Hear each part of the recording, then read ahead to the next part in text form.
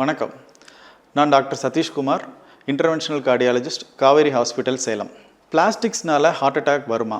So இந்த கொஷினுக்கான answer தான் இந்த டாப்பிக்கில் நம்ம பார்க்க போகிறோம். ஒரு 1 week back new England journal of medicine அப்படிங்கிற ஒரு மெடிக்கல் ஜேர்னலில் ஒரு ஸ்டடி பப்ளிஷ் ஆகிருந்தது. ஸோ அதோடைய கண்டென்ட் என்ன அப்படின்னா, மைக்ரோ பிளாஸ்டிக்ஸ், அதாவது பிளாஸ்டிக் துகள்கள்னால ஹார்ட் அட்டாக் வரும் அப்படின்னு அவங்க கண்டுபிடிச்சிருக்காங்க. ஸோ நமக்கு எல்லாமே தெரியும், பிளாஸ்டிக்ஸ் உடம்புக்கு கெடுதல் தான். பிளாஸ்டிக்ஸ் ரொம்ப நாளாகவே நம்ம என்விரான்மெண்ட்டில் இருக்குது, நம்மளால் அவாய்ட் பண்ண முடியாத ஒரு பிரச்சனை.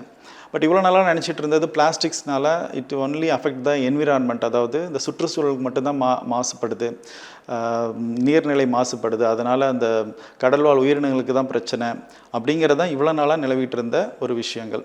அது நம்மளுடைய டைரெக்டாக நம்மளோட ஹெல்த் அஃபெக்ட் பண்ணது, அதுவும் ஹார்ட் அட்டாக் வருது அப்படிங்கிறது ஒரு ரொம்ப அதிர்ச்சிகரமாகவும் இருந்துச்சு, ஒரு புதுசான விஷயமா இருந்தது. பட் நோ மோர் டவுட் இதெல்லாம் கிடையாது. இனிமேல் இப்போ இது ப்ரூவன் ஒன், ஹார்ட் அட்டாக் கண்டிப்பாக வருது. அதாவது ஒரு ஸ்டடி பண்ணியிருக்காங்க, ஒரு 3 இயர்ஸ் ஃபாலோஅப் ஸ்டடி. இது ஒரு 300 பேஷண்ட்டை ஃபாலோ பண்ணியிருக்காங்க.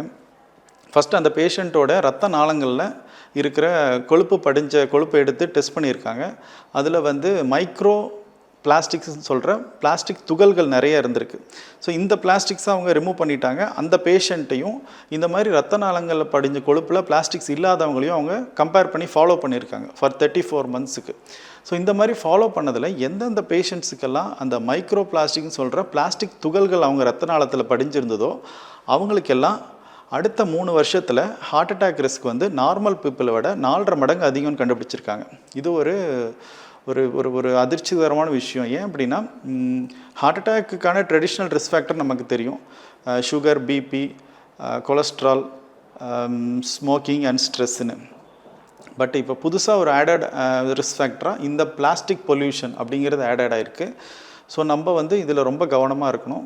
ஸோ நம்ம ஆல்ரெடி சொன்ன அந்த ரெகுலர் ரிஸ்க் ஃபேக்டரை விட பிளாஸ்டிக்ஸ்னால ஒரு ஹார்ட் அட்டாக் வருது அப்படிங்கிறது நம்ம கவனத்தில் எடுத்துக்கணும். ஸோ முடிஞ்ச வரைக்கும் பிளாஸ்டிக்ஸை நம்ம அவாய்ட் பண்ணணும். பிளாஸ்டிக்ஸான ஃபுட்டு அவாய்ட் பண்ணணும். பிளாஸ்டிக்ஸ் பாட்டிலில் குடிக்கிற தண்ணியிலேருந்து எந்த விதத்தெல்லாம் பிளாஸ்டிக்ஸை நம்மளால் அவாய்ட் பண்ண முடியுமோ அதை அவாய்ட் பண்ணணும். ஸோ இது எப்படி நம்ம உடம்புக்குள்ளே போயிருக்கும், இது எந்த சோர்ஸ்னால உள்ளே போயிருக்கும், எப்படி இது ஹார்ட்டுக்குள்ளே போச்சு அப்படிங்கிறது எல்லாமே ஃபர்தர் ஸ்டடியில் தெரியும். பட் மோஸ்ட்லி இது எப்படி போயிருக்குங்கிறது நம்மளே அனுமானிக்கலாம். இது நம்ம சாப்பிட்ற சாப்பாடுனாலையும் குடிக்கிற தண்ணினாலையும் தான் போயிருக்கும். அது நம்ம கட்லேருந்து ரத்த குழாய்க்கு போய் ரத்த குழாயிலேருந்து ஹார்ட்டுக்கு போயிருக்கலாம். ஸோ இப்படி தான் இது படிஞ்சிருக்கும். பட் எனிவே இப்போ நம்ம தெரிஞ்சுக்க வேண்டிய விஷயம் என்னென்னா, பிளாஸ்டிக் பொருட்கள்னாலையும் பிளாஸ்டிக்கோட மைக்ரோ துகள்கள்னாலையும் ஹார்ட் அட்டாக் வருங்கிறது ஒரு மருத்துவ ரீதியாகவே நிரூபணமான ஒரு விஷயம். ஸோ நம்ம கூடுமான வரைக்கும் இதை பற்றி ரொம்ப அவேர்னஸ் வேணும். நம்ம ஃப்யூச்சர் ஜென்ரேஷன் நல்லா இருக்கணும்னா நம்ம இப்போலேருந்தே பிளாஸ்டிக்ஸ் பயன்பாட்டை கண்டிப்பாக குறைச்சிக்கணும். நன்றி.